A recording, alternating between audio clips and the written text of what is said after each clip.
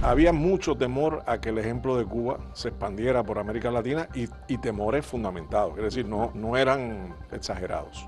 Llegan a la conclusión de que el candidato menos peligroso era Bush. Era Juan Bosch. Sí, que fue más estadista que político. Es decir, él confió ciegamente en el poder presidencial otorgado por el pueblo en unas elecciones democráticas y consideró que con ese poder le era suficiente para hacer los cambios en el país.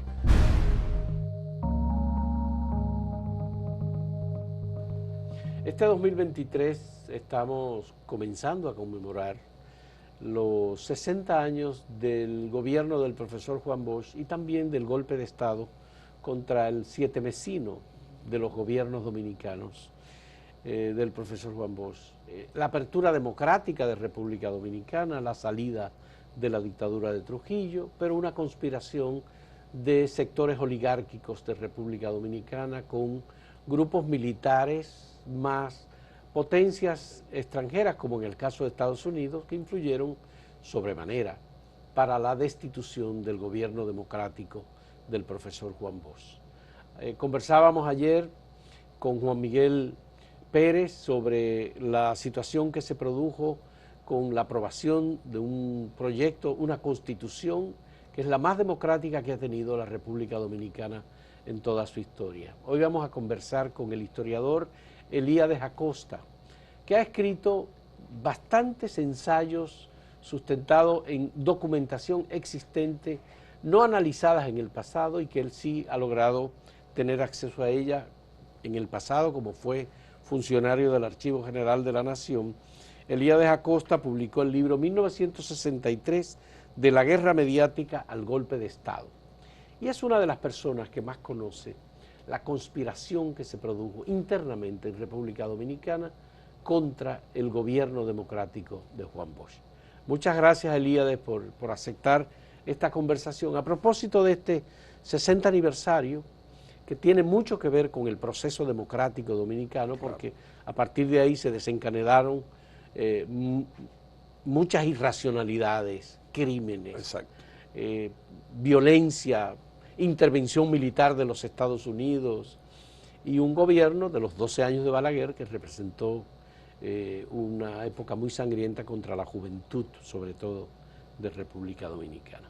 ¿Cuáles fueron, en tu criterio como analista y como historiador, los factores más importantes que contribuyeron al derrocamiento del profesor Juan Bosch como presidente? Bueno, está el marco epocal, está la Guerra Fría en su apogeo, sí, intensificada precisamente después del triunfo de la Revolución Cubana. Guerra Fría que no empezó en los 60, que empezó en el año 48 con el documento del 46, el documento largo de George Kennan, o el telegrama largo de George Kennan, y el discurso de Churchill de la Universidad de Fulton sobre la cortina de hierro.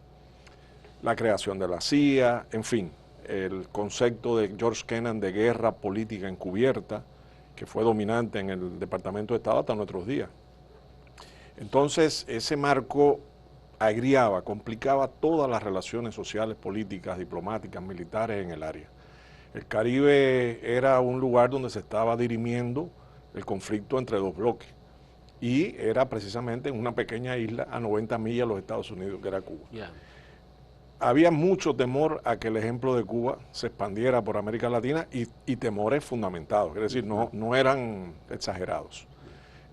Y especialmente se valoraba que tras la caída de la muerte de Trujillo y la salida del clan Trujillo de aquí del país, se iban a polarizar las fuerzas y de las más organizadas que estaban eran precisamente las fuerzas de izquierda que ellos llamaban castrocomunistas. Ellos temían que esas fuerzas infiltraran a los partidos que estaban contendiendo en las elecciones de 62. Algo parecido ocurrió en Cuba con el golpe de Estado de Batista del 10 de marzo del 52. ¿Y estaba la Unión Cívica incluida como preocupación? La Unión, todos estaban incluidos como preocupación, todos. Hay que ver la documentación. Yo tengo otro libro que se llama 1963, Revolución Inconclusa, donde publico los informes de la CIA y los informes del Departamento de Estado de la Embajada Americana, previos a las elecciones, donde ellos empezaban a modelar y reconocían que no tenían información fidedigna de lo que pasaba aquí. que tenían que crear condiciones, que tenían que crear redes para poder infiltrar todo, sindicatos, organizaciones estudiantiles, el ejército, la policía, organismos de seguridad, los partidos, los medios. Y la Unión Cívica era objeto de análisis también. Y ¿No mencionaste la iglesia que fue tan importante? Claro, la iglesia. En el caso del profesor Juan Bosch. Sumamente importante. Sí. Claro, entonces esa penetración norteamericana, ese control, permitió modelar incluso las personalidades de los candidatos. Están los informes, donde hacen un análisis de Bosch y de Viriato Fiallo y de otros líderes, Manolo, etc. Entonces ellos llegan a la conclusión de que el candidato menos peligroso era Bosch. Era Juan Bosch. Sí, menos peligroso, porque consideraban que de entrar un gobierno conservador, oligárquico, las contradicciones se iban a acrecentar, iban a estallar. Que el gobierno de Bosch defendía una línea llamada en su época de una izquierda democrática, a la cual pertenecían Pepe Figueres, Luis Muñoz Marín, etcétera, y Rafael Caldera, Rómulo Betancourt, sí. Y que esa línea era una línea aceptable para el momento. Ya. Está la presidencia también de John F. Kennedy, que trae aires nuevos a los Estados Unidos. Pero dicen que esa línea también tuvo influencia de la CIA, sobre todo con la escuela que se estableció en Costa Rica, a la que Juan Bosch estaba adherido como uno de los maestros. A ver, en la Guerra Fría es un enfrentamiento del imperialismo y de la burguesía internacional, por decirlo de alguna forma, con las fuerzas revolucionarias y democráticas o liberales en varias partes del mundo. Su objetivo principal era infiltrar la izquierda y dividirla entre trotskistas y estalinistas. Y dentro de esa lucha, la socialdemocracia recibió mucha atención de la CIA. Y en esa línea socialdemócrata se inscribe la llamada izquierda democrática, donde estos personajes estaban relacionados. Y claro, ellos penetraron a través de Norman Thomas, penetraron del Partido Socialista de Estados Unidos. Claro, penetraron la escuela. Sí. Ahí estaba también Sacha Bollman, que era una persona muy cercana a los organismos de inteligencia, y siempre lo fue, y que además se financiaba. En los años 60 se denunció en la revista Rampart muchas de las penetraciones de la CIA en este mundo, de la prensa, pero también de los organismos aparentemente de izquierda o de socialdemócratas norteamericanos. Elías, me gustaría saber, como tú conoces también el contexto, ¿qué papel juega la crisis de los misiles en este juego democrático, digamos, en República Dominicana específicamente? Buena pregunta que no todo el mundo hace a tiempo. Y es una pregunta precisa. O sea, la crisis de los misiles fue el detonante ya de las aprehensiones norteamericanas con el caso cubano en esta zona. Sí. O sea, que haya una pequeña isla que sea capaz de aliarse con la Unión Soviética y el campo socialista y ubicarle cohetes intercontinentales a 90 millas de su territorio, anulando la ventaja de la alerta temprana. Sí. Eso era inusitado. Un grave problema de seguridad nacional, un grave problema para la paz mundial también, hay que decirlo. Una jugada audaz de los soviéticos, porque si bien es cierto que los americanos habían desplegado en Turquía y en otras zonas de Europa sus misiles, también es cierto que los soviéticos tenían una cierta contención y una cierta sobriedad a la hora de tomar contramedidas. El terreno de batalla era Berlín Occidental. No era aquí, y se trasladó al Caribe. Y ya aquí se tropicaliza y se complica todo, porque un golpe ya para eliminar esa amenaza implicaría una guerra mundial. Una guerra, por supuesto. Entonces se estuvo a punto de una guerra. Entonces eso hace acelerar todos los planes para reforzar el control norteamericano en la región, para derrocar la revolución cubana y evitar una segunda Cuba. Y ahí entra República Dominicana. Pero más que derrocar la revolución cubana, era evitar que se replicara la revolución cubana en esta isla de... Sí, no, en ese caso sí, pero los planes de la CIA, por ejemplo, la CIA llegó a tener la mayor estación de su historia contra Cuba en la Florida, el J.M. Wade. Y J.M. Wade tenía 5.000 agentes.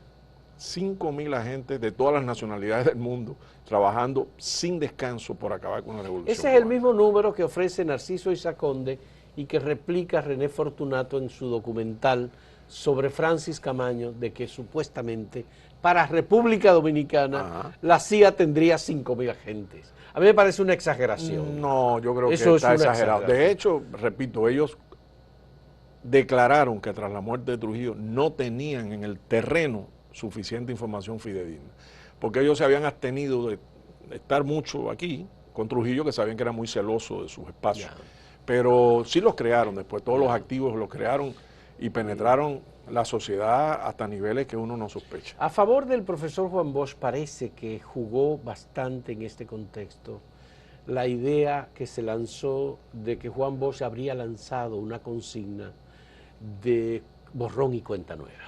No, no es cierto, eso Bosch lo desmintió en vida 3 veces, por lo menos. Sí. Y esa fue una declaración infortunada de un acto público ahí en la plaza, creo que era donde está la estatua de Colón. Sí, en el Parque Colón. En el Parque Colón. Una declaración infortunada sin consulta con Bosch de los primeros que vinieron aquí y unas declaraciones de Miolán a la prensa. De Ángel Miolán a la prensa. No fue Bosch el que lanzó la consigna. De hecho, Bosch persiguió al trujillismo, lo que de una manera democrática, por decirlo, tras su asunción del poder. Por ejemplo, encontré ahora en la Fundación Juan Bosch, en la papelería de Bosch, una carta que le hace una señora que tiene apellido francés, pero que habla perfectamente el español, o sea, que parece que es descendiente, donde le recrimina a Bosch haber extraditado a Clodoveo Ortiz. Y le dice, eso no le trajo a usted ningún beneficio. Y Bosch le responde, era una cuestión de principio. Además, el Poder Ejecutivo no se mete en el tema judicial, son independientes en una democracia. Pero sí, era una cuestión de principio perseguir a los asesinos o a los criminales trujillistas. Entonces, no lo dijo nunca, lo desmintió varias veces en vida. Está publicado, yo lo he publicado las veces, en qué ocasión, dónde lo publicó. Pero ha seguido, esos mitos son recurrentes. Bueno, pero sobre Juan Bosch hay muchas reflexiones, análisis, seguimiento, testimonios que indican que Juan Bosch no hizo absolutamente nada para evitar el golpe de Estado en su contra 7 meses después de establecido el gobierno, que supuestamente no habría decidido el cambio del aparato militar que le encontró por una recomendación del presidente Kennedy, supuestamente. Bueno, hay de todo un poco. Esa afirmación yo la matizaría. Yo diría que no podía hacer más de lo que hizo. Porque, por ejemplo, sus relaciones con los militares siempre fueron frágiles y fueron siempre tensas. Incluso él, después de derrocado, dice, estuve montado sobre un tigre. Él sabía perfectamente que esa gente no era afín a su gobierno y que lo que podía en todo caso era ganar tiempo. Ahora, en cuanto a los aparatos de seguridad, estaban infiltrados también. Y, por ejemplo, yo recuerdo cuando él fue por el centenario del Grito de Capotillo, fue a hacer su discurso, hubo una amenaza de atentado de un ebanista de la zona que profirió amenazas públicas, estaba armado, etc. Yo he leído el interrogatorio a que lo somete Perrota, sí, que era prácticamente el jefe de la seguridad en ese momento. Y el inventario es lo más ingenuo del mundo. Dicen que usted amenazó al presidente Bosch de muerte. No, yo nunca lo hice. ¿Y de dónde sale eso? De mis enemigos. ¿Usted tiene algo más que declarar? No, gracias, puede irse. Todo. Entonces, con ese tipo de agencias de seguridad, era imposible que él pudiera llevar a cabo investigaciones profundas. El otro elemento que surgió también fue el de los enfrentamientos con Haití. También. Y la posibilidad de que Haití se convirtiera en un elemento de desestabilización. Eso fue una provocación montada también. También, porque León Cantave era un hombre cercano a las fuerzas norteamericanas, o sea, a la CIA y a otros organismos. Y era una provocación para buscar un enfrentamiento bilateral que desgastara el gobierno de Bush. Esa es una vieja técnica de la CIA, Honduras, Nicaragua, Irán, Irak, etc. Sí. O sea, buscar un enfrentamiento bilateral que desgaste Rusia, Ucrania, que desgaste a un país que se quiera desgastar y lo lleve a un punto donde luego internamente surjan fuerzas que se opongan al enfrentamiento, como pasó aquí, y que actúen. Ahora, hay un elemento más de lo anterior de si Bosch pudo o no. Bosch cometió errores, por supuesto, como gobernante. Hizo el mejor gobierno posible en las condiciones en que lo hizo. Pero también, como ser humano, cometió errores. Uno de los errores fue, y yo lo digo en mi libro, del 63, Revolución Inconclusa, que fue más estadista que político. Es decir, él confió ciegamente en el poder presidencial otorgado por el pueblo en unas elecciones democráticas y consideró que con ese poder le era suficiente para hacer los cambios en el país. Pero no se da cuenta que aquí también había una coyuntura política. Y el PRD se desmovilizó por completo. Bosch desmovilizó por al eso, PLD. Por eso lo digo, se desmovilizó por completo. O sea, las sedes del PRD, Los locales se entregaron para escuelas y para la alfabetización. Ajá. Y dijeron, cuando vengan las próximas elecciones volveremos a unirnos como partido para eso. Eso es una ingenuidad tremenda. Pero fue de Bosch. Sí. ¿Y tú no crees que el factor personalidad de Bosch, temperamento de Bosch, fue un elemento importante, utilizado y provocado? Hay que ver las modelaciones psicológicas de Bosch de la CIA. Las he publicado, donde hacen un análisis de su carácter, de sus virtudes y sus defectos. Y lógicamente incentivaron los defectos y minimizaron las virtudes. Entonces, Bosch era un hombre de temperamento, era un hombre que tenía en alta estima la investidura que el pueblo le dio, y en ocasiones podía ser ríspido con su entorno o con personas allegadas. De hecho, al final, Bosch está prácticamente solo, lo han logrado aislar, lo han logrado neutralizar. Y claro, el golpe no solo fue contra Bosch, fue contra Kennedy también. También fue contra Kennedy. Sí, Kennedy lo sobrevive 2 meses. Digo, al golpe, ¿no? Sí. O sea, sobrevive, el gobierno de Bosch muere y Kennedy en noviembre, 22 de noviembre. Septiembre 25 y cae el gobierno del profesor Bosch. Y 22 de noviembre muere Kennedy. Claro, porque la limpieza, ellos empezaron por limpiar los gobiernos incómodos. Después hubo un golpe de Estado también, creo que fue en Honduras. Y empezaron a limpiar los gobiernos incómodos, que según eran débiles ante el comunismo, y luego fueron en busca del presidente al que acusaban de hacer concesiones al comunismo, Kennedy. Y así fue eliminado. ¿Y se puede identificar algún grupo en particular que desde la política norteamericana estuviese dirigida a República Dominicana para interrumpir un gobierno democráticamente electo? Sí, en el Departamento de Estado, y en la CIA. Eran grupos y que siguen actuando independientes y siempre han actuado. El llamado gobierno invisible o gobierno, Estado profundo, como también se le llama, gobierno profundo. Son grupos que tienen su agenda particular dentro del marco de una agenda general de gobiernos. Y esos grupos tienen capacidad de acción, tienen personal. John Barlow Martin, el embajador. Bueno, el embajador hay que ver siempre que actuó de mala fe, y Bosch luego lo criticó abiertamente y le dijo que era un hipócrita y un mentiroso, un manipulador. Al principio se llevaron bien, y John Barlow Martin era un hombre, un escritor, periodista, tenía un Pulitzer. Entonces creo que aquí hay el elemento también de rodear a Bosch de personas. Ya hablé de Sacha Bollman, ahora podemos hablar de John Barlow Martin, que influyeron, que se movieron desde la sombra haciendo el trabajo. Incluso 2 días antes del golpe, Bosch llama a John Barlow Martin a su oficina y le entrega la lista de los miembros de la misión especial norteamericana militar aquí, que están conspirando con los militares dominicanos. ¿Y qué es lo que hace John Barlow Martin? No lo niega y retiran a ese personal de aquí, 2 días antes del golpe. Pero ya el daño estaba hecho, el golpe estaba en marcha ya.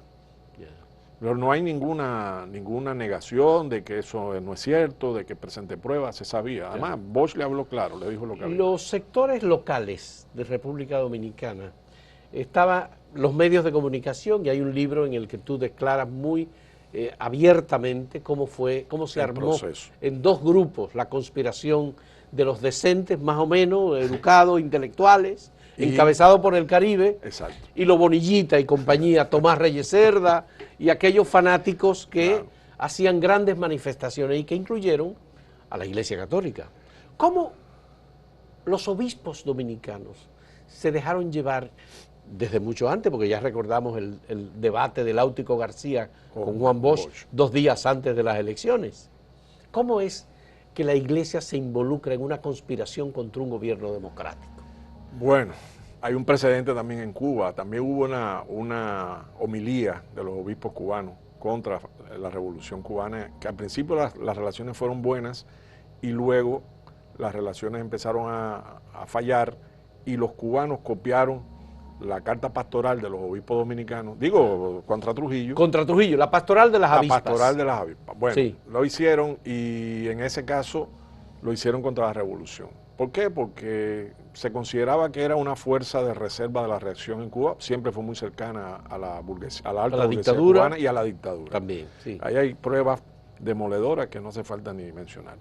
Entonces, una gran parte del creyente de filas en Cuba fue revolucionario y se mantuvo con la revolución. Incluso existió un movimiento llamado Con la Cruz y con la Patria, de católicos, apoyando a la revolución. ¿Pero eso no pasó aquí? No. Entonces aquí lo que se hizo fue utilizar el ariete, el martillo de la iglesia con su poder y con su influencia, sobre todo en el campo, y tratar de, y lo lograron, de enfilarla bajo la acusación de comunista y ateo sí, contra Bush. Y el comunismo ateo y disociador. Exacto. Sí. Como diría Franco, la conspiración judeo-masónica bolchevique.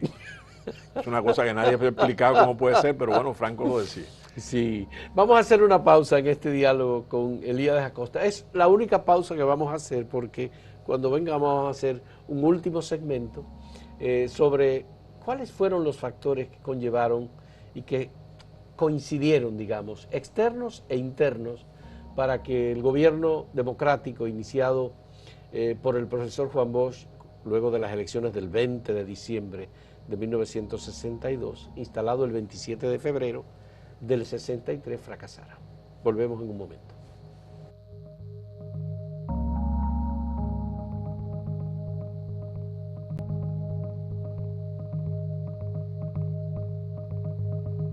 Una de las cosas, Elíades, que sorprende en el caso del gobierno del profesor Juan Bosch es la debilidad del partido que gana las elecciones. El Partido Revolucionario Dominicano llega al poder, se formó en Cuba, viene del exilio, con experiencia. Bosch estuvo participando en la política cubana, claro. Fue asistente de uno de los grandes líderes, de Carlos Prío. Carlos Prío Socarrás. Y entonces Bosch debilita su propio partido en un momento en que lo que necesitaba era tener un partido poderoso. Ahí, ¿cómo se explica eso en este contexto? Concurren varios factores. Uno de los factores es que el PRD fue un partido que creció de manera exponencial entre la llegada en octubre desde julio, 5 de julio. De julio, que llegó la avanzada, y luego en octubre Bosch del 61. Y creció, llegaron a tener alrededor de 500,000 de miembros. Es imposible en una masa poco informada políticamente y con analfabetismo alto como era la masa electoral y política dominicana, lograr sembrar la idea en tan corto tiempo y en tan agitada vida de que eso era diferente a lo que conocían hasta el momento.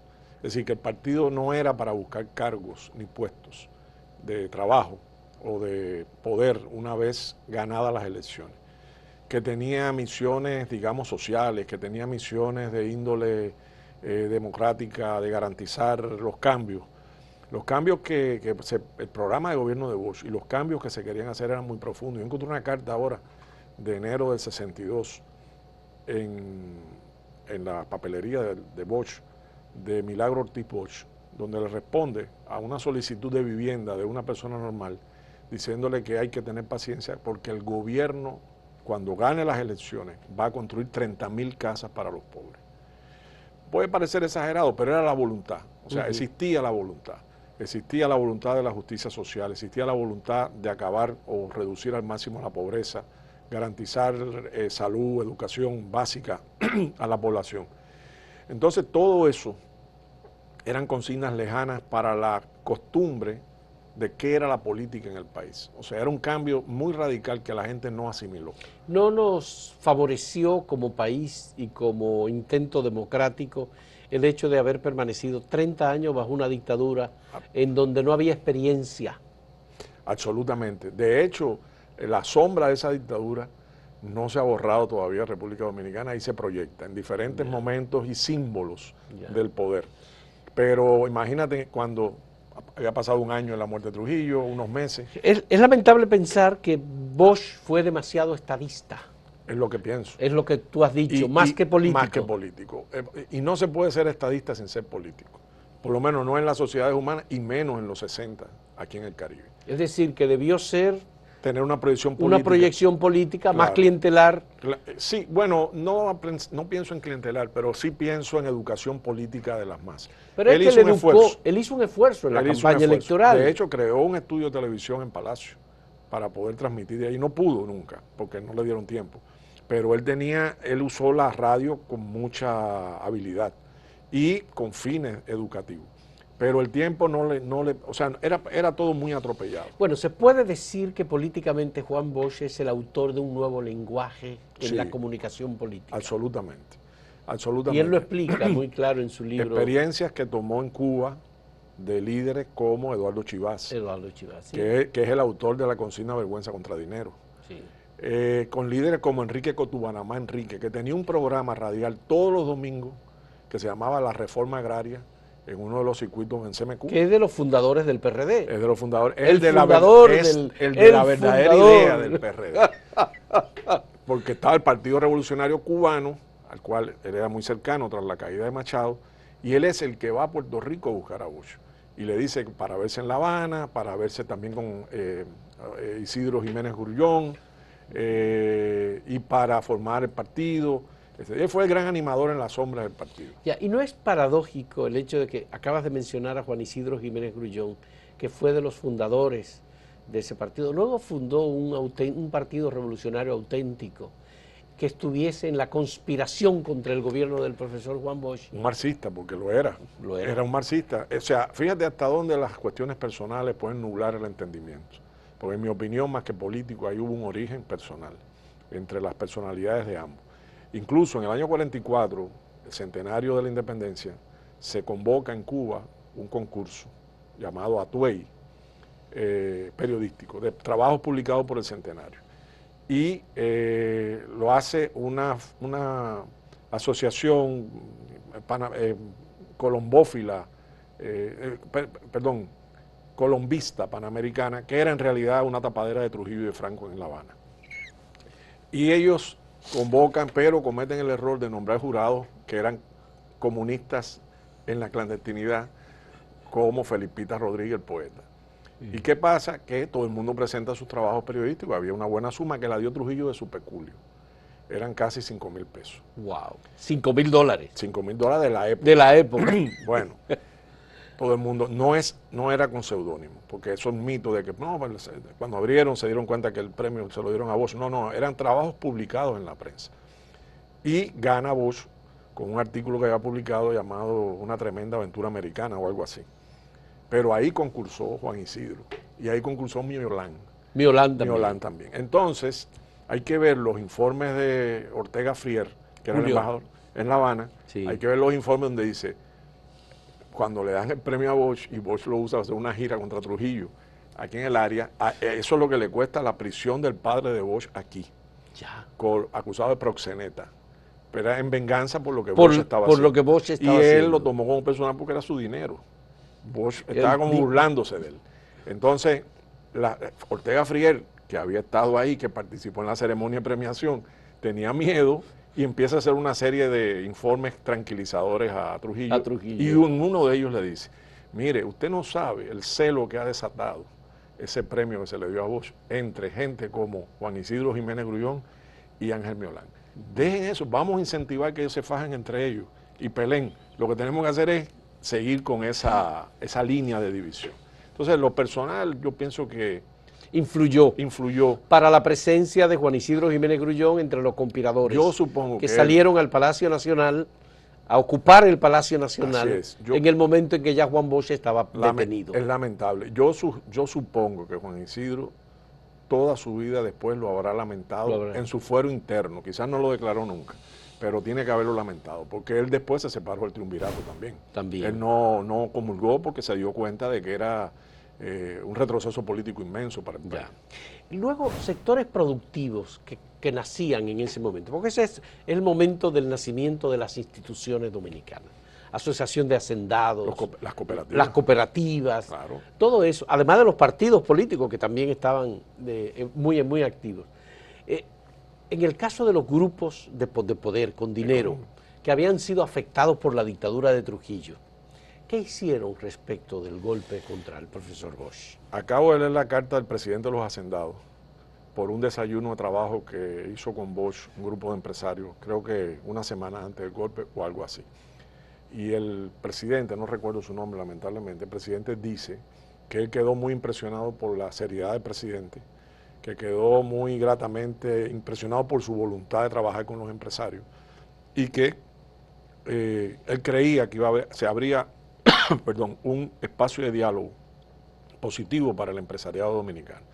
Pero no olvidemos que también aquí se había dado la reunión previa de la Cámara Dominico-Americana de Comercio, donde el discurso de John Barlow Martin fue todo lo contrario, o sea, para influir negativamente. Los grupos de poder económico estuvieron en la conspiración, sobre todo los cercanos a los intereses norteamericanos. Pero también había mucha gente que tenía esperanza en una apertura económica del país sobre otras bases. Y empresarios, por ejemplo, la zona franca de Puerto Plata, que se creó el banco reasegurador o algo así. Hubo inversiones en la presa Valdesia Tavera, hubo inversiones también tratando de desarrollar la industria pesquera, la marina mercante, las cooperativas que ya las mencionamos. O sea, había un movimiento de cambios económicos que tenían que dar fruto, pero que no hubo tiempo para que digan. ¿Qué fue más importante en los medios de comunicación, la radio o la prensa escrita? No, la radio sin duda. La Fue radio es la radio. que llega al campo, la radio es la que llega al chofer de alquiler, la radio es el que llega al que está en el colmado moviendo la mercancía. Es la radio. Además, ¿y quiénes fueron los más estridentes y los que más éxito tuvieron? Esas manifestaciones de reafirmación cristiana, por ejemplo. Claro. Radio Santa María, ¿no? Radio Santa María es una emisora que nació en La Vega, pero era pequeña. Sí, pero en ese momento la fundó el padre Cabero. Tenía influencia. Tenía influencia nota en la época. Y fue utilizada también. Claro, ahí Bonillita también, aunque Bonillita en Prensa Libre es vamos a decir, la obra que nunca nadie ha explicado dónde salió el dinero para crear Prensa Libre. Prensa Libre. Ahí eso hay que seguir la ruta del dinero y ya llegaremos a quienes lo dieron. Porque hay, por ejemplo, Rolando Maferrer, que era un asesino de Batista, fue senador, que estuvo en Cayo Confite, era el segundo hombre de la expedición, se fue el 1 de enero del país huyendo, pero hay declaraciones publicadas por investigadores de Puerto Rico, donde él dice, con un informante del FBI, le dice, yo tengo un hombre en República Dominicana, que es Bonilla Ibar, que es el hombre que va a tumbar a Bush. Y él participó en el golpe. Los cubanos de la contrarrevolución participaron en el golpe hasta con aviones y agentes en el terreno que movilizaron. Bueno, Bonillita incluso creo que murió siendo embajador en el gobierno de Leonel Fernández. Fue así. Cosas veredes míos sí que harán temblar las piedras. Fue así. Y yo digo que fue muy efectivo porque él empieza Prensa Libre, si no me equivoco, en julio del 63. Pero en julio del 63 ya el golpe estaba maduro. ¿Y quién fue más relevante, importante? ¿Tomás Reyes Cerda o Bonillita? Rafael Bonilla Ibar. Bonillita. Sí. Reyes Cerda era como un segundo de Bonillita. Digo, segundo en los roles que se dividieron, porque ahí hubo una división de roles. O sea, tenía su público, usaba mucho la caricatura, por ejemplo, en Prensa Libre, que era muy fácil de llegarle a la gente. Y en el Caribe, por ejemplo, los artículos eran de fondo. Eran, digamos, carácter científico, cultural, contra Bosch, pero con otra... Y el gobierno de Bosch no pudo utilizar la ley 6132 de expresión y difusión del pensamiento por todas las violaciones que se cometieron, difamaciones, mentiras, imputaciones infundadas. Campañas de denuestos y de todo, claro. Sí. Eso empezó antes de que Bosch asumiera el poder. Por ejemplo, hay un titular de Prensa Libre, de La Nación, grande, que yo lo publico en el libro sobre la prensa, que dice, Bosch odia a la nación. Cuando tú lees eso, tú dices, Bosch es enemigo de la nación dominicana. Y es el presidente de la República. Sí. Y en ese momento era candidato. Sí, y no era que Bosch odiaba a la nación, él se refería al periódico La Nación. Pero al publicar el titular completo en mayúscula, parecía que Bosch odiaba a la nación, porque él se negó a dar una entrevista a un periodista de La Nación por los ataques contra él. Y ya por eso Bosch odia a la nación. Y era un mensaje subliminal. Incluso cuando el día siguiente del golpe de Estado, en una de las tiras que publicaba el Caribe de muñequitos, las tiras cómicas. Sale Popeye, Popeye el marino, en una isla, que ya venía esa, pero coincide exactamente el mensaje, incluso está en la contraportada del libro mío, donde se ve a un robot que golpea con un mazo durísimo a Popeye y lo deja sin conocimiento. Y aquí tenía un cartelito que decía ejército. Entonces, el titular de Bonillita Aybar, tras el derrocamiento de Bosch, al día siguiente fue: vencido el comunismo, depuesto Bosch. Ya. Así fue la cosa. Ya. ¿Qué papel juega el Caribe en este momento? El Caribe juega un papel de, digamos, de tribuna culta contra Bosch, de oposición culta. Ahí venían los periodistas norteamericanos, ahí venían algunos exiliados republicanos españoles, pero contrarios a anticomunistas. Yeah. Ahí venían figuras de ciertos relieves, o ciertos no, de relieve nacional importante, que escribían de fondo. Una de las personas que escribió con objetividad sobre el gobierno de Bosch fue Cury. Sí. Jotin Cury. Fue de las personas que a mí y Radamés Gómez Pepín. Gómez Pepín, que también tenía una objetividad a la hora de hablar. Sí, Radamés Gómez Pepín fue reportero en la dictadura de Trujillo, del periódico El Caribe, y estaba asignado a seguir los discursos del dictador y las actividades del dictador. Él fue que cubrió, y me lo contó, recuerdo, la pastoral de las avispas, cuando el dictador estuvo en La Vega.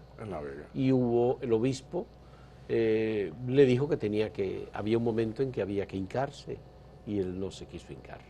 No, las cosas entonces, en la dictadura de Trujillo eran tremendas. Ahí me encontré yo un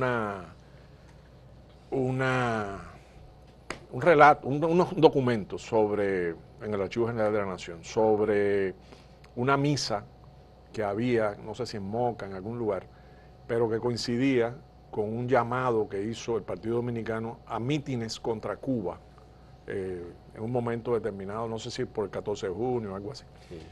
Y llega Bernardino, borracho, a la Félix Bernardino. Félix W. Bernardino. Llega borracho a la iglesia, y el cura, que era español y además capellán de la Fuerza Aérea, Bernardino, está en la misa, y de pronto dice: ya se acabó esto, vamos para el meeting.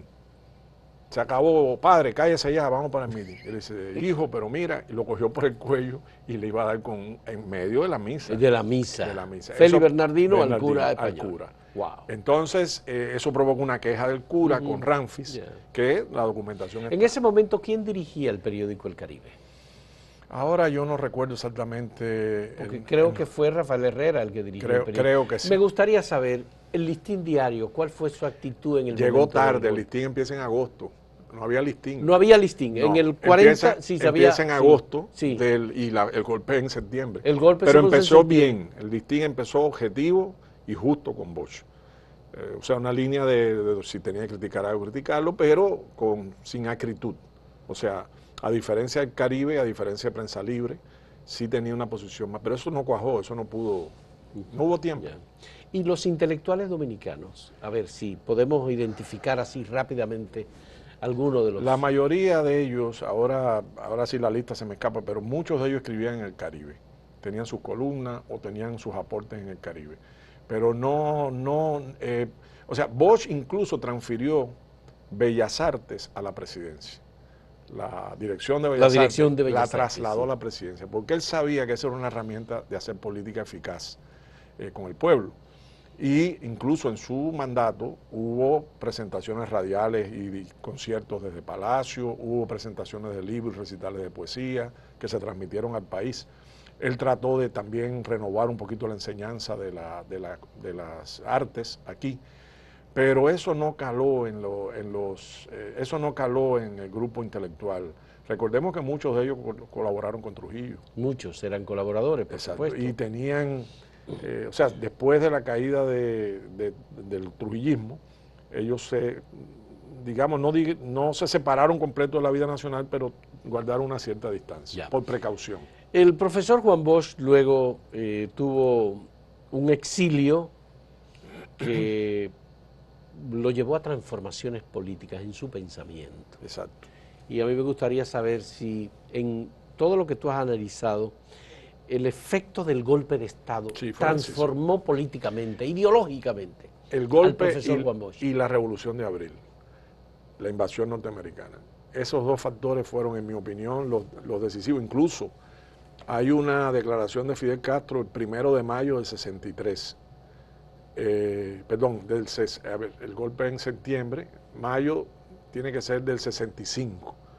La invasión es en abril y el 1 de mayo una gran concentración en la Plaza de la Revolución. Y hay un fragmento de Fidel donde dice, y a Juan Bosch nos lo ha tratado tan mal el imperialismo que no me asombraría que terminara marxista. Eso lo dijo en un discurso. Lo dijo Fidel. Claro, del 1 de mayo del 65 en La Habana. Yo tengo el discurso. Sí. Y lo dice, nos lo han tratado tan mal los imperialistas que yo no dudo. Él denunciando la invasión militar norteamericana aquí. Porque para Fidel Bosch era casi como un cubano. Ellos fueron muy amigos desde juntos, Confites. Desde Cayo Confites. Ahí se conocieron y Fidel y él se apartaban a conversar. Incluso hay una carta a Pancho Varona, un político cubano, que Bosch le hace en el 55, donde le dice, debes seguir la trayectoria de Fidel Castro. Es decir, le dice Juan Bosch a Pancho Varona. A Pancho Varona. Le dice, debes seguir la trayectoria de Fidel Castro. Como diciendo, ahí va a haber madera para algo nuevo, algo diferente. Ya desde el colegio de Belén, desde Belén había un anuario en donde se dice muy claramente que tiene madera, que este muchacho tiene... Solo falta el escultor. Es una predicción sobre lo que iba a ser. Él era un Fidel líder, Castro. sin duda tenía un carisma y tenía una pujanza grande. Te lo digo porque yo he conversado mucho, es mi amigo personal, con Max Lesnick, que era, bueno, periodista, todavía vive en Miami, pero que era el presidente de la Juventud Ortodoxa en el partido de Chivat, de donde sale Fidel. Y él me decía, y fue como compañero de la universidad, y él me decía eso, Fidel descollaba siempre como un líder. O sea, en el deporte, en todo, en lo que fuera, la cultura, en la manifestación estudiantil, en la política, presidió el Comité Pro Liberación Dominicana de la universidad. Pero el profesor Juan Bosch mantuvo su distancia ideológica. En los inicios, yo publicaba una carta de doña Carmen, desde La Habana, que vio la entrada de Fidel a La Habana el 1 de enero. Es una bellísima carta que le hace a Juan Bosch y le dice, han vuelto los tiempos homéricos. Dice, han llegado la salvación y lo importante es que son humildes, que no ambicionan, que no... Bueno, hablan muy bien de Fidel Castro. Y hay una carta de Bosch en el 60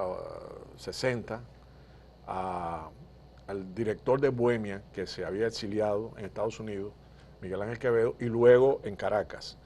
Y le dice, mira, Miguel Ángel, debes de darte una vuelta por Cuba, porque aquí están pasando cosas nuevas. Explícale eso a nuestro amigo Rómulo, que no entiende nada. A Rómulo Betancourt. Exacto, que no entiende. Están pasando cosas La nuevas. gran revista cubana, Bohemia, era una joya. Una joya del periodismo, claro que sí, y de la cultura. Claro que sí. Y Bosch se distanció, y además, ya como presidente, se distanció, pero mantuvo por ejemplo, uno de los motivos de la participación de Masferrer y la contra en el golpe es que él se negó a dar bases para acciones militares desde Santo Domingo. Desde Santo Domingo contra Cuba. Él se negó. Sí. Él permitió el regreso de los exiliados. Sí. Él mandó, en el pasaporte se decía que no se podía viajar a Cuba en esa época, en la época de Bosch. Sí. Y ni a los países de la órbita soviética. Mantuvo una distancia prudente, pero no fue enemigo no se mostró como enemigo. Enemigo de la revolución cubana. Unas relaciones frías. Sí. Que luego remontaron hasta una estrechísima amistad hasta el final de su vida. Hasta el final de su vida, porque Bosch finalmente terminó siendo un marxista. Marxista. Como predijo Fidel Castro. No lo han tratado tan mal que va a terminar siendo marxista. Y una cosa rara, generalmente las personas en la medida que envejecen son más conservadores. Pero el caso de Bosch fue lo contrario, fue más radical. Elíades, me gustaría conocer qué estás haciendo ahora. Ya hablamos del libro sobre 1963 y la actitud. 1963, la guerra mediática y el golpe de Estado. ¿Qué estás haciendo sobre Juan Bosch y sobre ahora en este 60 aniversario? Bueno, primero estoy estoy vinculado a un centro, una ONG de nueva creación, no tiene un año, que se llama Centro de Investigación de Políticas Públicas, en la cual tiene su página web y estoy publicando una serie ahí sobre las políticas públicas en la presidencia, bajo la presidencia del gobierno de Bosch. Del gobierno de Bosch. Ya voy por este mes de diciembre, publiqué la parte número 4 y voy a seguir. Y estoy preparando un libro a petición de la Fundación Juan Bosch con la papelería de Bosch personal, mucho inédito, cosas sumamente importantes, sobre el gobierno de Bosch, hasta después del golpe. Qué bien. Hacen falta esos documentos porque es el primer gobierno realmente que tuvo República Dominicana después de la dictadura de Trujillo y es el gobierno inaugural de la democracia dominicana. Exacto. Si se dice que las cosas tienden a ser como nacen, se entiende que los gobiernos dominicanos deben tender a mejorar. Claro que sí. Tomando como guía el ejemplo del profesor Bosch. Hay muchos elementos válidos para el presente en ese gobierno. Sí, qué bueno. Muchas gracias, Elías, por esta conversación interesante. Un placer. Ojalá que podamos tener nuevas conversaciones sobre estos temas porque estamos interesados en recibir toda la información posible. Mucho gusto. Estoy a las órdenes. Muchísimas gracias. Gracias a ustedes. Señores, gracias por la compañía en este diálogo con Elías Acosta, historiador cubano que ha establecido su base de trabajo intelectual en República Dominicana y que ha sido ejecutivo, director en el Archivo General de la Nación, miembro ejecutivo, y que ahora está en la Fundación Juan Bosch. Muchas gracias por la compañía. Hasta luego.